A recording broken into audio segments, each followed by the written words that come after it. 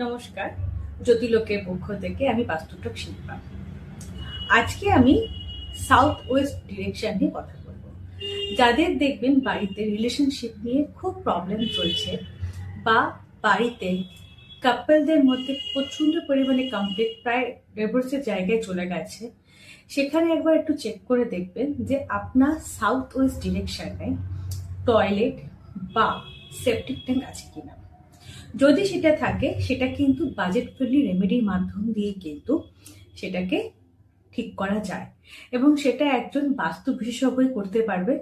যদি কারুর বাড়িতে সাউথ ওয়েস্ট ডিরেকশনে টয়লেট বা সেপটিক ট্যাঙ্ক থাকে এবং তারা যদি বাড়িতে কাপল থাকে তাহলে এই প্রবলেম কিন্তু ফেস করবেন এবং এই প্রবলেম জন্য আপনাকে কোনো হাইফাই রেমেডি নয়, একদম বাজেট ফ্রেন্ডলি রেমেডির মাধ্যম দিয়ে কিন্তু আপনার এই প্রবলেম কিন্তু সলভ হয়ে যাবে।